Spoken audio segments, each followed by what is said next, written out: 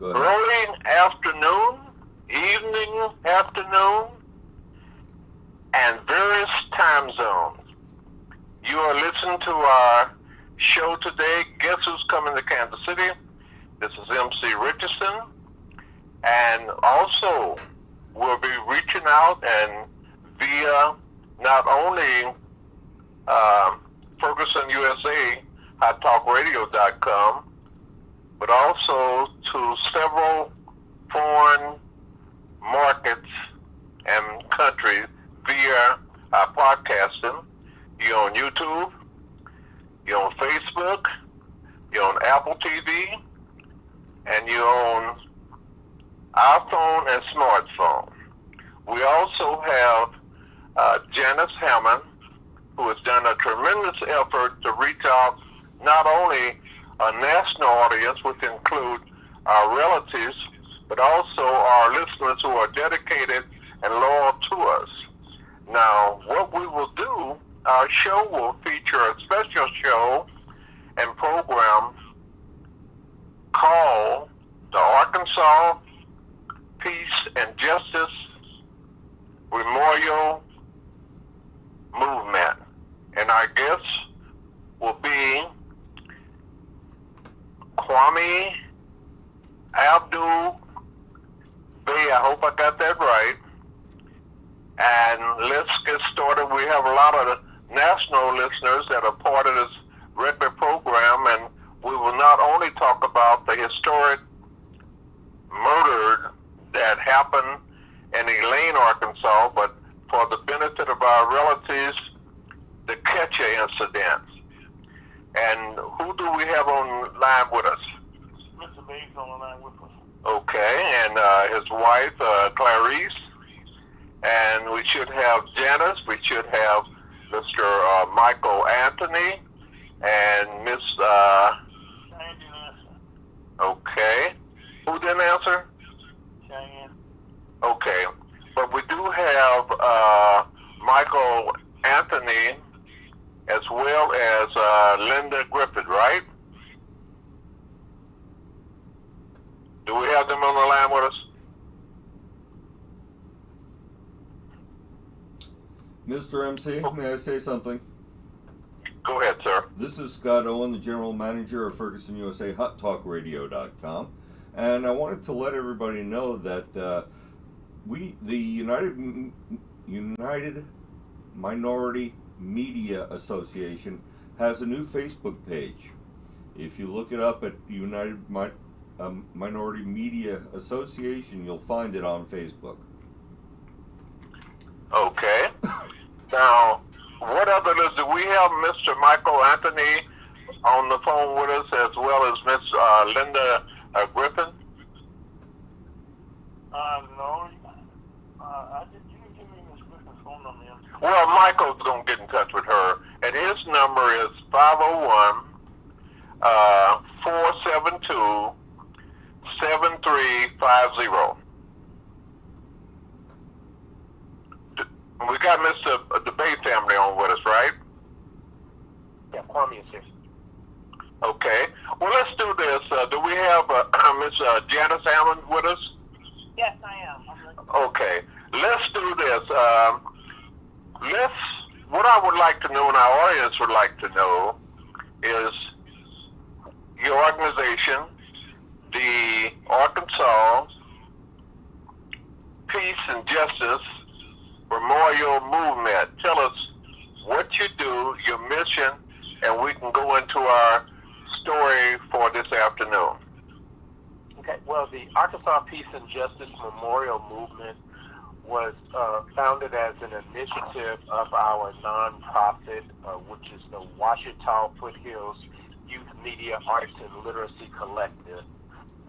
And this initiative was founded in 2017 after we, 2018, after we visited the National Lynching Museum in Montgomery, Alabama, and upon our visit there, it was the weekend after the grand opening, we had an opportunity to do some really serious reflection on the history of racial terror lynchings here in the United States. And we were very alarmed to learn that the state of Arkansas had the third highest number of historical racial terror lynchings at 493. And on our way home from Montgomery back to Little Rock, we decided that we could not return to Little Rock and not act upon the transformation in our knowledge, wisdom, and understanding of this historical travesty. So on our drive home, that's when we founded the Arkansas Peace and Justice Memorial Movement. And what we've been working on for the last 3 years is erecting monuments, memorials throughout the state of Arkansas at the site of each and every lynching, massacre, and expulsion throughout the state of Arkansas. Being that there are hundreds and hundreds and hundreds of these incidents, and there are 75 different counties, and all of them have at least one or two. This is a task that we believe will take us about 7 or more years to complete. Particularly, we've been slowed down because of the COVID public emergency pandemic and the shutdown. But we are slowly getting revved back up. We have 2 memorials that we've erected this calendar year, one in Little Rock and one in Fayetteville. And we have 3 scheduled to be erected next calendar year. But we serve as the state affiliate of the Equal Justice Initiative. Okay, we got so many listeners, and thanks to Miss Janice, we're talking about what a lot of people are tuned into this show about what happened about the Ketcher incident, and then we also got the Lane, Arkansas, that incident that happened. So if you would kind of inform us, and we got people on the line with us that can step up, but they want to know the Ketcher people, the Richardson, the Fergusons, the Browns, the Shepherds, and you name it. There's so many in this family, and the Cogs. That's what it is. Could you address that? It could be you, or it could be Janice, who has done a tremendous job. And basically, the original families that were there since slavery, which are the names that he said, and there's some other names that associated with the Ketcher riot, that the Fergusons, and then there's the Shepherds, there's the Browns, the Richardsons are all interrelated with us. But there are the Cogs were there. You had the Stewarts. You had a lot of other family members who were living in that area for years after slavery, before the Ketcher, Arkansas incident occurred. And they basically, as everyone knows the story, they were asked to leave the town. So that's kind of where we are, unless you want me to go in more detail. Well, go ahead. And also, we have others. This is not only to black folks, but multicultural people might say European through their ancestry have really joined force with us, like an incident that also happened in 1923 with Ketcher. Then we have one with Effie Latimer, an incident that occurred.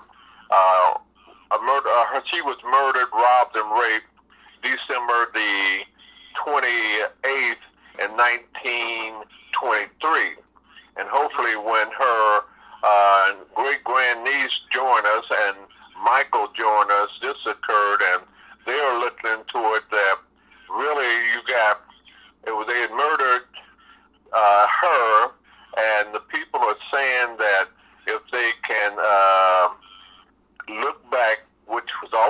100 years ago and go into her, what's the correct pronunciation when you lift up and open up a grave that occurred almost a century ago? Oh, you exhume the grave. Yes. And they're hoping that that they might find, if it was a fight or whatever, that if they did something to crack a skull, but also if they could find under her fingernails, that would say who the real killers were. And a lot of her relatives that we have been involved with don't believe black folks did that murder. Yeah, that is correct. And the interesting thing, you brought up Elaine. You know, the Elaine Race Massacre happened in 1919, just 4 years before this particular incident. And at the time that Judge Scipio Africanus Jones was trying to resolve the issue of 122 black men being wrongfully arrested, convicted, and imprisoned as a result of the Elaine Race Massacre. It was in November of 1923 that he finally got notice that the Elaine 12 would be released. And then the next month, the Catcher massacre and explosion happened in Van Buren and Crawford County. So I find that connection to be pretty interesting. Yeah, and I would just add Scipio Jones helped on that case before Catcher as well. Identify yourself. We've been waiting to hear from you, Mr. Anthony. Hey, Linda and I are on the call now. Just so okay. You know. Oh, Linda's with us too? Yes. Yeah, I'm here. This is Linda. Yeah. Well, kind of bring us up to date. We got Janice, which Linda has been praising. They said Janice is real sharp, so she can hear from you, Linda. I think I told her that on the last call too. Okay. I think I suggested she run for president. Actually. Thank you. But one of the things I want to ask, because you talk about the events that happened right before it, all of this was occurring within a few years from each other. The same political people were in power. So I'm not surprised, because why would it be different? You know, they felt this way, and they felt like they got away with it. That's the best way of describing it. Oh, yes, indeed. That was the environment, particularly in this part of the United States, because Tulsa happened shortly before Catcher as well. So when you have an environment of impunity where you can basically do whatever you want, you're going to continue doing it until somebody tells you otherwise. Yeah. Well, we don't need any dead time now. Dead air. Let's talk. Let's get it out there, because the tremendous job Janice has done to hopefully reach too many relatives. We might want to give some back, but we won't do it this show. We'll maintain them, okay?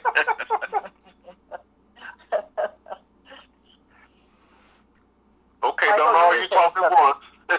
No, Michael had started to say something. What was that, Okay. Michael? Well, I was just going to say, going off Janice's point, even when there are transitions of power, like you have Governor Charles Bruff, whose name has been, finally removed from the university, luckily, to Governor Thomas McRae, even in those transitions of power, the same structure is there, even if it's different people. You have that rise of the Klan in the 20s. You have all these Supreme Court decisions that make it legal to do these things to Black Americans. So yes, even when it's not just one or two people, it's a whole systemic problem. Yeah. So true. Yes, that's what I'm finding as well. The Catcher incident, where my great-granddad was murdered, was, I keep it separate from what happened to the families after that, because no matter who killed Effie, the black families had a right to be there. They had no right to remove families from land that they owned, using this as an excuse. Yes, I agree 100%.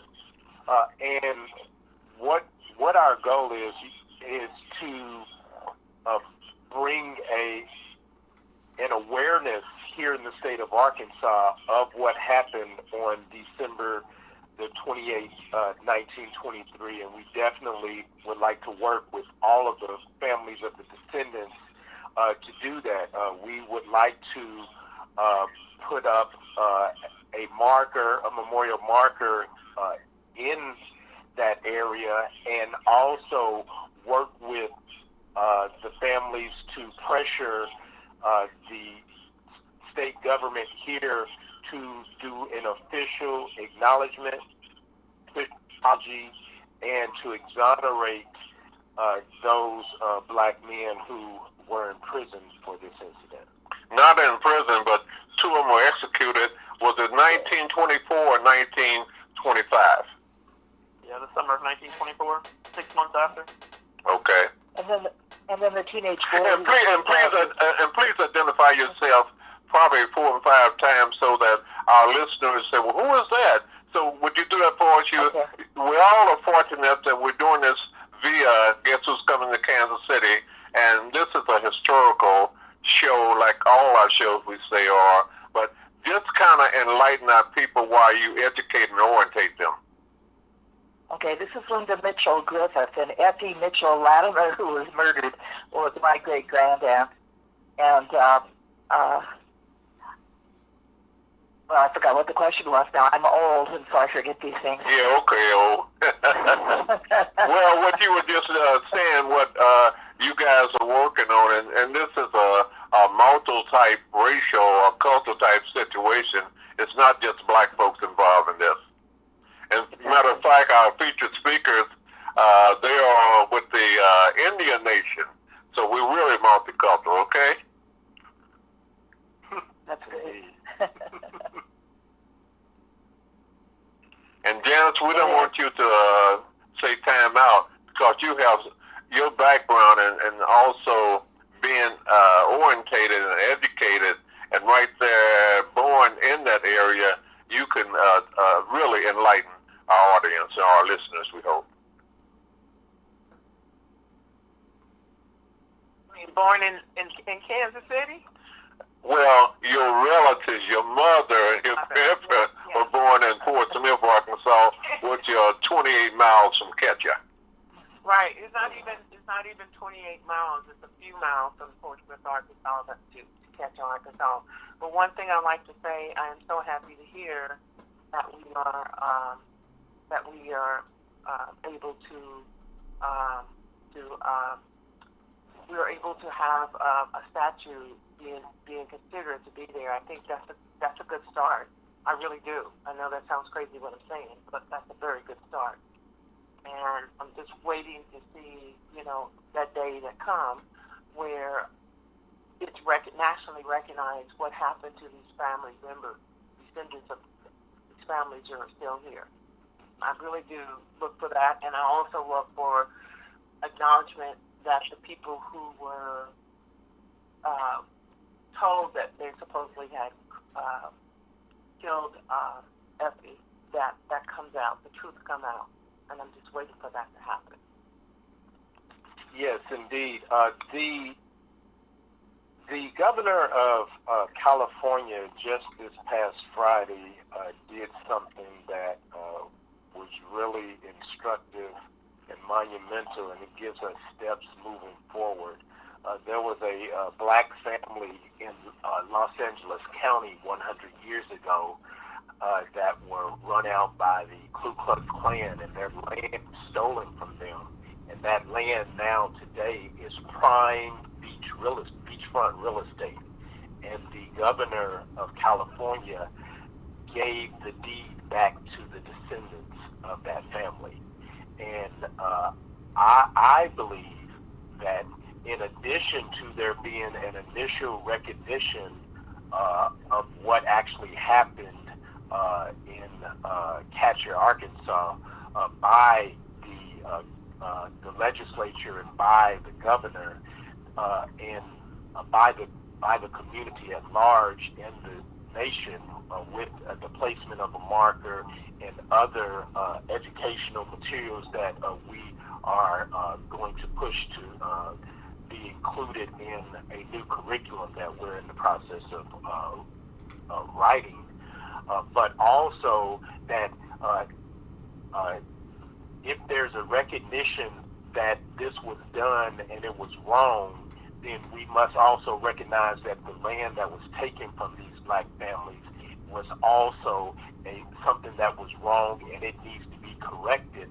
And I've already tweeted Governor Asa Hutchinson and asked him, will he take the governor of California's moves this past week as instruction on how he should move forward here in Arkansas when black people's land have been taken from them in bits of violence and destruction and expulsions and lynching. So I'm still waiting to hear what he has to say about that.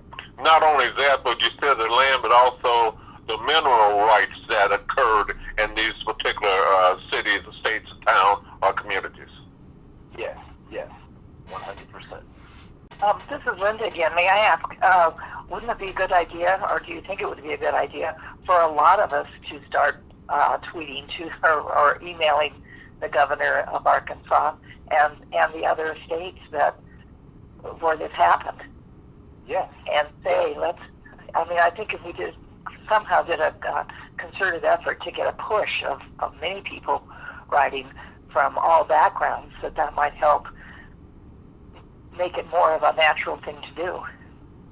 Yeah, yes. This is Michael Anthony from University of Arkansas. I'm a PhD student there, and I teach on... With an application to exonerate the 122 black men from the Elaine Race Massacre, and he refused to act on it, saying that Arkansas law does not allow someone who is dead to apply for exoneration.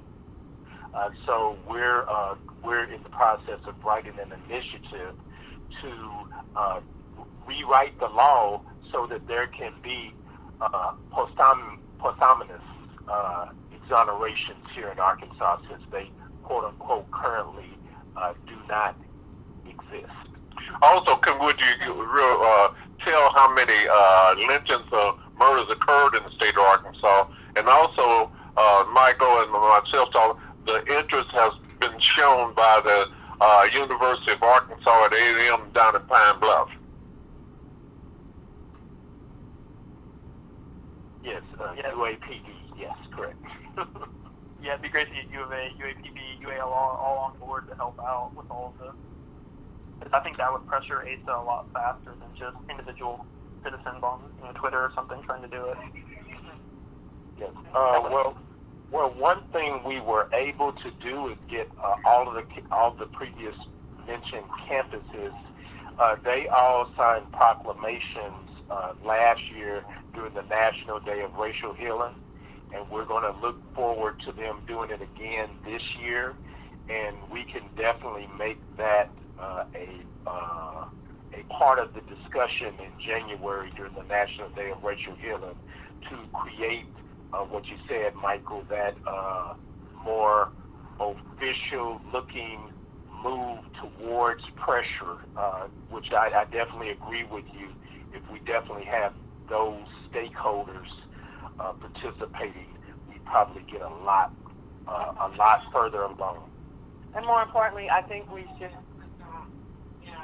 we need to make sure everybody's aware that we're doing it in the area. Talk a little loud. We can't all hear you. Okay. Can you hear me now? Yes. Okay. At least I can. Okay. I think we should, I'm going to reach out to my family members so we can start the petition. But one of the things that I think you guys stated was that the governor thought that he couldn't do anything. Did I misunderstand that? Well, the thing is The governor, just to be very frank with you, he has gaslighted us on several things that we've asked him as far as restoring and repairing historical wrongs and injustices. He always has a reason not to do it. He stated that he could not do this because the law does not currently provide for someone who is dead to actually apply for exoneration. However, the Arkansas Constitution gives him that power to actually do it. Right. Well, you know what? Maybe we should also push the Congress people that, try to get a bill in Congress to do it. Because, he knows just as well as you know the rules, the law. So we're just going to have to, go around, but we should not let that stop us because of him. We could put the pressure on him to do something. Let me not only apologize, but I was telling everybody to see who they are. My name is MC Richardson, the chairman and founder of the United Minority Media Association. Also, a special request we got most of our members are to become part of that. But also, I'm the moderator of this show, Guess Who's Coming to Kansas City, and was the people who are really working close with us are the people with the Focus on USA Hot Talk Radio, and also YouTube, Facebook, and Apple TV, and also our podcasters are in several foreign countries that are listening to this show. And so I think we should make a major movement to get all of us involved to really make this happen, not just talk about it. Let's do something about it. Agreed. We got a lot of agrees, huh? That's why we're all here. Yes. One thing that I would like, MC Richardson, if Michael could go ahead and give us the story of what actually happened for those that are listening and have not heard and do not understand what we're talking about. Great idea and great input from our candidate, Mr. Michael Anthony, PhD candidate. You wanted the story of Ketcher, Arkansas? Yeah. Correct? Okay, yeah. So we talked about it kind of tangentially, but I'll try and lay out the whole story briefly. So on December 28, 1923, Effie Latimer, who was Linda's great aunt, is that correct, Linda? Great-granddad. Great-granddaunt. Effie Latimer was found in her home, brutally murdered. She'd been bashed on the back of the head by something. She'd been shot in the back, and she was found by her neighbor, dying on the floor, and allegedly came to consciousness and said with her dying words, "Son Bettis shot me." And Son Bettis was a local black farmer from the Ketcher community who, in the later trial, we have lots of these alibis who said he couldn't have possibly completed the murder. But nevertheless, the local authorities round him up, and they can't coerce a confession out of him. He refuses to confess to this murder, but they know he did it. And so they go around the local houses of the black community trying to find a gun that fits this murder. And they look under the bed of a 14-year-old, John Henry Clay, a 14-year-old boy, and they find this shotgun that allegedly could have completed the crime. And they take John Henry Clay, this 14-year-old boy, out to the woods, and they get him to confess to the crime. And he also implicates Spurgeon Ruck, a 26-year-old black farmer, in the murder as well. And the three men are put in the local jail. They're almost lynched later that day. They get rushed out to the Fort Smith jail, and then eventually to Little Rock, and just barely escape being lynched. But the local community in Ketcher, the white community, they're furious with this crime that just happened. And so they start to try to force out all of the black families in the community. They put up signs on the local black schoolhouse, the local black courthouse, that say leave in 5 days or suffer the consequences. Very obviously saying that something violent will happen if these families don't leave. And a lot of the families do, like 40 families, 50 families. We don't know the exact number, but a lot of the families pack up, leave their mortgages, leave their farmland, leave their sharecropping duties, and pack up and leave, and are never return to the community ever again. We do have 11 so-called night riders who refuse to leave. These are the Richardsons, the Fergusons, the Coggs. They are some of the leaders in the community. We have the bank owner for the Black Bank. We have the Black Postmaster General for the post office there. all these different, leaders of the community, they refuse to leave. 3 or 4 of them are World War I vets, and they know how to work guns. They have weapons, and they hole up in the black schoolhouse, and they say, we're not going to leave. And so Governor Thomas McRae of Arkansas calls in the National Guard and forcefully removes them with machine guns and places them all under arrest. And that's where Scipio Jones comes into play, and he helps get these 11 men, 10 of the men he gets taken off of life sentences, but they're still not allowed to return to this community. The white community refuses to allow them to return to their homes, and the 11 men end up in areas like Kansas, Missouri, Oklahoma, and some in Fort Smith. And so by the end of 1923, almost all of the black community in Ketcher had been forcibly expelled because of a murder that has very, very little reason to think these 3 men did it. And the thing is, the one that testified, unfortunately, still goes on now. He was mentally challenged, and he was, I guess, they didn't kill him. He went to prison, but one day they said that he wandered off and died. I think long story short, the other 2 men ended up getting killed, lynched also. So none of them survived this incident either, because they were killed in a very violent way. Yeah, thanks for adding that.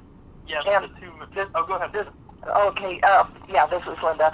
Also, Spurgeon Ruck's father refused to put his hands up and was shot in the face and killed.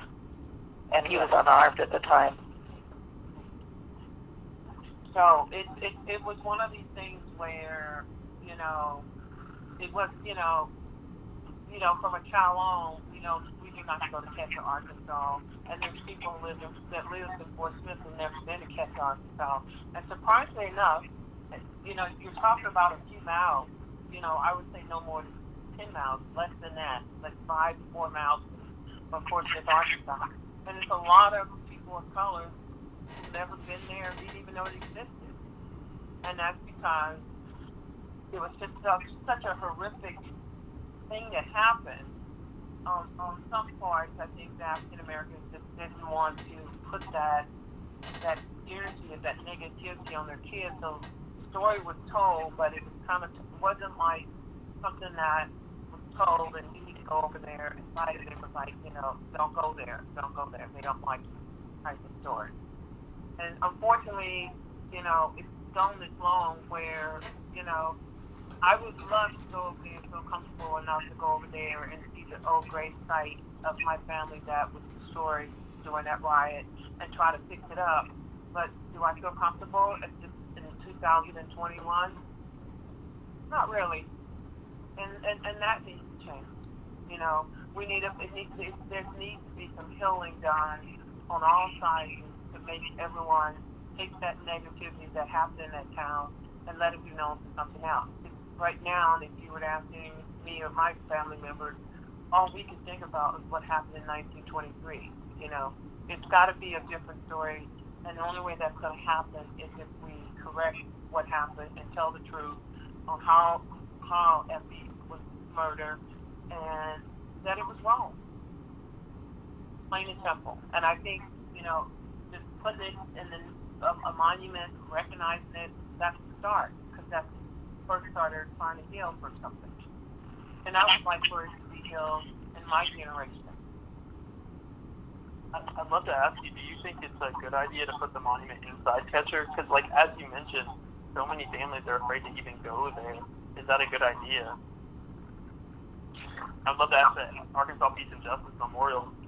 Right. And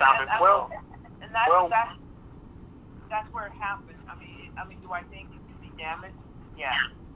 But that's when you have to go back and just go in there and clean it up. Well, one thing that we do is we always try to put up the markers. And who is we? This is Kwame Abdul-Bey with the Arkansas Peace and Justice Memorial Movement. We always try our best to erect markers at the site of where the incident happened. So we would definitely be interested in showing up there. I'm actually sitting here looking on the map where this is between Alma and Van Buren. near the Arkansas River, and so we're going to have to just drive out there and see what's there, and actually start this process. I find it very interesting, and Michael, I'd like to ask you: do you know anything about the Kevlar community that's in that area? I do not. I would just say that if you're looking for a place to put the monument, the local black cemetery seems like a very good spot, because we know it was central to this riot, and a lot of those, it's a sacred black slave. If that makes sense. And the house, and the church was donated by land that my grandfather, Ernest Richardson, gave them to build the church, and behind the church is where the cemetery is. Okay, so that's the perfect place. You know, I just want to make sure that if we put it there, that, you know, people can come back, you know, and check on it to make sure if it's damaged, and then we have to donate money to replace the damage, that we don't allow. I hope I wasn't saying to you, Michael, that I think we should just not go there. I think we should go there, and I think that's the only way change is going to occur.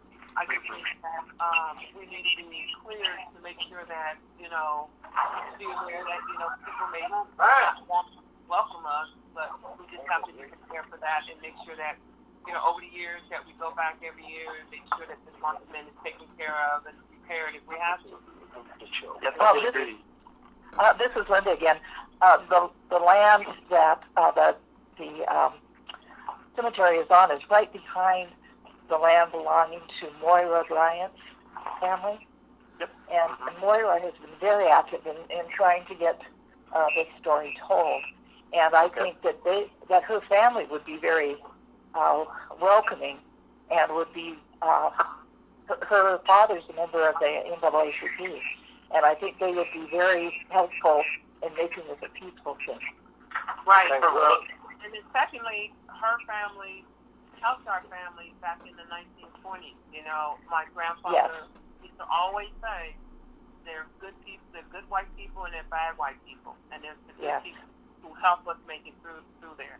So I don't want to give the perception that I feel like the whole county or whole city is bad, because it's not. I know that they helped my grandfather get jobs. He was a painter, and it wasn't for him helping to get jobs. He helped a lot of people. I think he was a pharmacist. He helped a lot of the people who were displaced in Fort Smith, Arkansas. He used to come to Fort Smith, Arkansas, and talk to them and help them out any way he could. Well, definitely put me in contact with them, and I will definitely go visit them and start this conversation.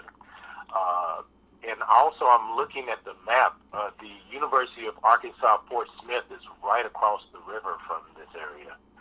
So it would do us good to get a professor at the University of Arkansas Fort Smith involved in this, so that he can have his students work on making sure there's this marker is maintained as well. Right. And I also think it's the family descendants of, like myself, should also, you know, I have to take in the game to make sure that this marker stays there for generations to come, you know, with endowments or whatever. You know, I just want to make sure that it happens, you know, and when it does happen, that, you know, we can come there and look at it and we can start healing. Yes. Well, I can tell you, I'm very interested in how the Kevlar community is related to the Catcher community, since it looks like they're right next to each other. I am one of the curators at the Mosaic Templars Cultural Center here in Little Rock. I was a guest curator for the Arkansas Black Schools Project. And with the Arkansas Black Schools Project, I traveled around the state visiting former all-black schools. And there was 2 black schools in the Kevlar community. And the Kevlar community was an all-black city back in that time, and I'm seeing on the map it's right adjacent to the capture community. So I'm thinking those communities were connected somehow, and I want to I want to see how I can tie that in as well. Yeah, Kwame, I would just add the communities of Shipley and Kibler both had notices put up and were also racially cleansed. We know that from the court documents of the Ketcher case. We just don't know how many black citizens were there. We don't know anything about them other than that there were signs put up that told them to leave as well after the Effie's murder. Right. Thank you for that. I definitely got to get as much information as I can so that we can do this the right way, because this sounds like it could be a really big opportunity for healing here in the state of Arkansas. Well, can I ask you this one question? From another county, was there any gas lines going through the property? So these aren't different counties. They were just, we're talking less than a mile away. If you look on the map of Kibler's still on maps today. Shipley's not. It's kind of like Ketcher. It was just kind of removed from maps. So we're because we always felt that this had a lot to do with getting the land for free for the rights of the land. So I'm just curious, was that part of if you really looked at what was the real problem in Kibler, was that the same reason, or was it a totally different reason why they decided to do what they did there? The biggest gas deposit in Crawford County is in Kibler. Oh, now this is starting to make a lot of sense now. Mm-hmm. Wow. That's sad to hear. Yeah. And I was going to tell you, Kwame, you were talking about getting a professor from the University of Arkansas, Fort Smith. Dr. Tom Wing I've worked with him on Ketcher before. He would love to help, I'm sure. All right. Well, he's from the history department there. Let's start working on it. He also does anthropology and archaeology as well, so he could help a lot in a lot of different ways. Wonderful. This is the first time I'm hearing about this other town being that close. I didn't realize it was right next to it. Yep. Yeah, I wish I could show the map. I have it here on my screen, but I can't share it. But yeah, they're very, very close. They're less than the distance from Alma to Van Buren next to each other. They're very close. Wow. Yeah. In the court documents for Bettis and Luck, they constantly mention how Shipley also had these signs put up. That was during the same time that they put it up with Ketcher, Arkansas? Yeah, less than 48 hours after Effie's murder, it's put up on the courthouse for the black community in Shipley, Kibler, and Ketcher. Wow. They're all located in that very rich bottom land that was, as you said, Janice, gas rich, and that's what I've always thought as well. Effie was actually her father was my great great grandfather, and he lived in Kibler actually when he first came to Arkansas. It seems very coincidental that they struck gas in 1923 summer, and then they get racially cleansed that winter. That seems very coincidental. Yes. Yeah. Similar to what happened to the Osage tribe in Oklahoma when gas was struck there. Exactly. Yeah.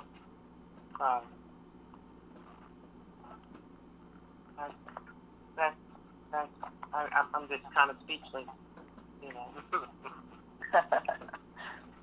And Linda's found all of those oil and gas records. I've seen the digitized copies of them, so we know where the gas was struck and who owns that land and stuff. It's very easy I to would track. assume that most of them were Black Americans who were, or Native Americans who were hit the most. Their lands, was where the line went through. That's the other side of the story that I don't think anyone's really done any research on, is that how the native population is also affected by this, because they're driven out at some point too. And I've tried to track that down. It's really hard to tell from the census. I do, and when you were saying that the people left, they went to the Indian reservation. A lot of them went to the Indian reservation in Oklahoma. Yeah, if you look at the native cemeteries, they stopped putting fresh corpses in that cemetery around this period. Like after 1925, they're not there anymore. So something similar happened to the native population living in that area. Right. They went to the reservation too. I mean, you know, I know during the Catcher riots, my mother told me that some went to Oklahoma. And I'm like, well, where did they go to Oklahoma? And you know, some of them were mixed with the Native Americans, so they went to the Indian reservation. You know, they went from there, Oklahoma to Kansas City from there, but, you know, and I know this has to be somewhat true because one of my uncle's biological mom, she was, you know, she stayed on the Indian reservation. And if you just tune in, you listen to Guess Who's Coming to Kansas City. And also, we got a tremendous a lot of history that it's being spoken over this show, and we want you to take heed and get with us. And while I got that opportunity, also there's a radio show that airs every Tuesday. That's KABF 88.3, and that's the Tell us, Kwame, what's the name of it? Why you got this show every Tuesday? That's the show that my wife and my son, we all do together. It's called Jadestone Vintage Soul here on KBF 88.3 FM in Little Rock. And basically the show is we talk about history, public policy, and social issues, but we also play rare soul, rare hip-hop, rare 1970s disco-type music as well. The reason why I pointed out because what we do on this show and what we're doing, we're adding more people to get involved in it, and a lot of our people haven't been educated just like today. It's so much information that we're not cognizant of. That's why we have shows like this, and we want to start pooling our resources. Yes, and I too, just in this short conversation, have learned a wealth of information that I need to tie all of this information together so that as we start to prepare for the 100 years since this has happened, because that's when I want the market to be put up on the 100th year since it's happened. But we definitely have to tell this story, and we were given such an example of how this is done with Tulsa, and we may not have the resources that they had in Tulsa, because the difference between Tulsa and Catcher is that the state government of Oklahoma was 100% on board with the commemoration of Tulsa. We don't have that here in Arkansas, so anything that we do is going to be done with private funding, and it's going to be done by the community until we can force the state of Arkansas to recompense and repair what they have participated in destroying. That's why shows like this, we don't think that much of them until we used to have the book tellers and the storytellers, but because we can do this in the archives, we got to join our forces and reach out. That's why I'm glad that Janice reached out to all the family members, she hoped, in this country, the importance of Catcher and other incidents that have occurred, not only in Arkansas, but throughout the United States. But right now we're targeting Arkansas. Yes. And this is Linda again. I've toured the Catcher area many, many times doing family history, and I've met Moira there as well, and she and I have looked into this a lot. I'd like to invite you, Janice, to meet us there sometime, if you'd be comfortable, and I'd be glad to give you a tour. Well, she's not that far. She's in Texas now. Yeah, Austin's not that far. I would love to come and just see it, you know, and walk around and for myself, you know, and see what can be done with the grave site. I mean, we have to understand that we have family that was buried there from slavery, you know what I mean? Yes, yes. And I would love to join. Oh, absolutely. Anybody, any of you are welcome to join us. What I'm thinking is, I'm thinking of my trips down there, and it's really just a quiet residential community now. There are no stores left in that community. It's just residential, and it's really not very highly populated. So I think you would be pleasantly surprised. Well, I came in from the back end of it, accidentally the last time I was in Fort Smith, Arkansas. Yes, I would love to come back. I would love to try to take pictures of, where we think the market would be located, Oh, good idea. This is history, I'm down to, it's for everyone to know. If you don't take the path and learn from it, you're bound to repeat it. Amen. And that's what's happening now. So I'd like to, to make sure that we do something very positive here. This is Kwame. I do have a question. Who currently owns the land? So that's really interesting because the senior family members were paying the taxes on that property for a very long time, and the church apparently was getting some money for the rights, but it was going somewhere that we don't know who got the money. We think the minister got it. We're not really sure what happened.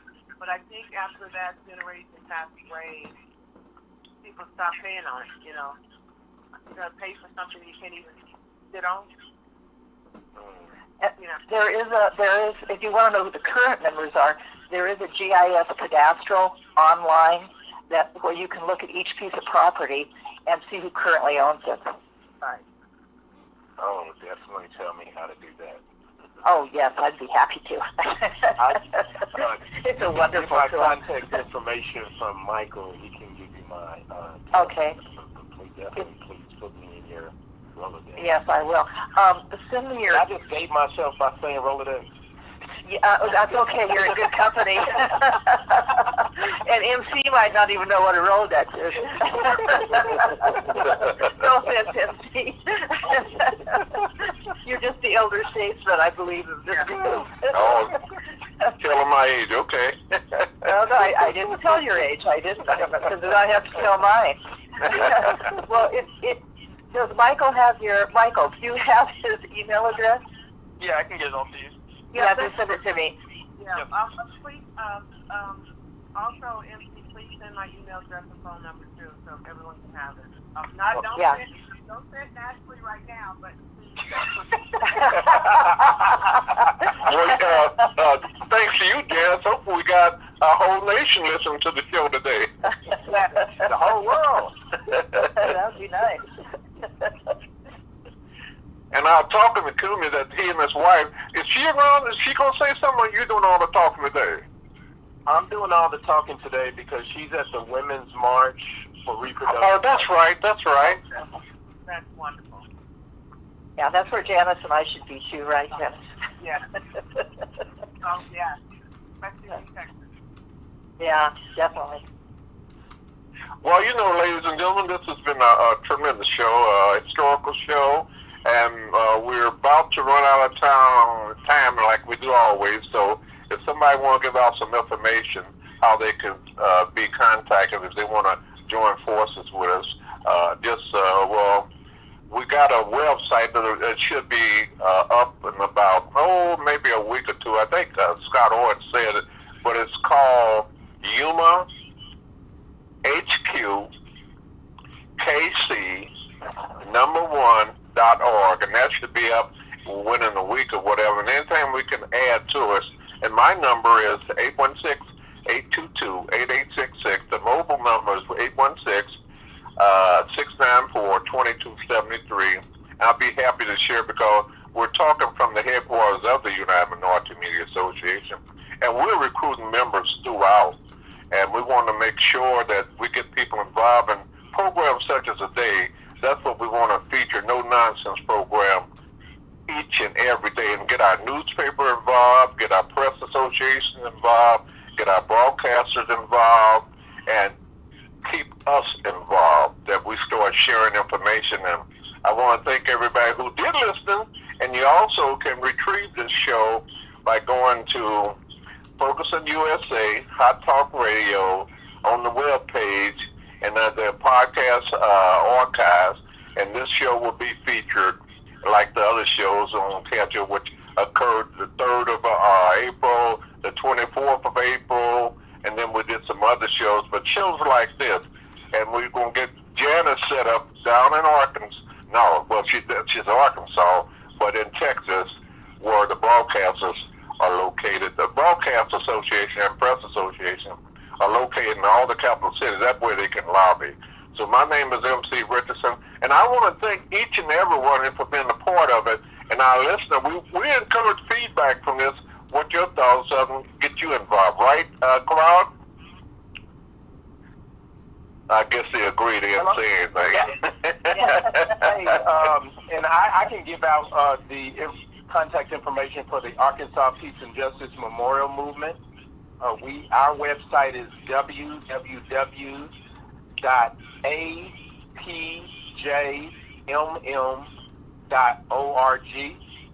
and our telephone number is 501-725-1337. And also, I want this to be a continuation. Your show airs when, and what is the station, or what is the frequency?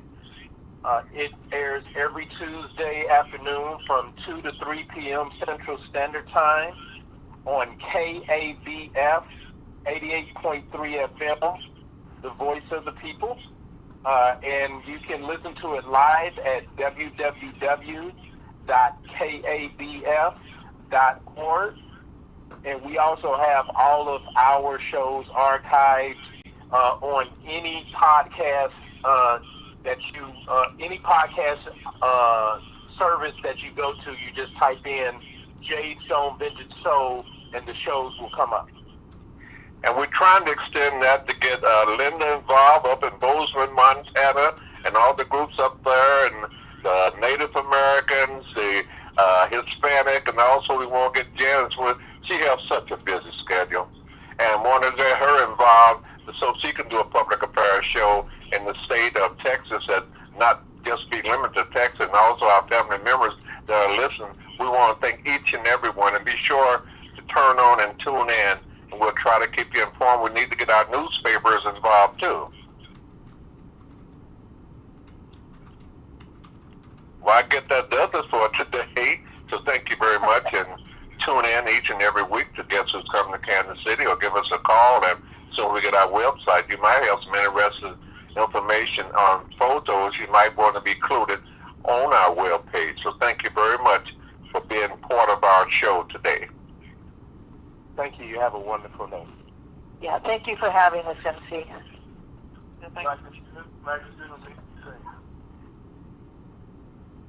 Sorry about Arkansas losing today.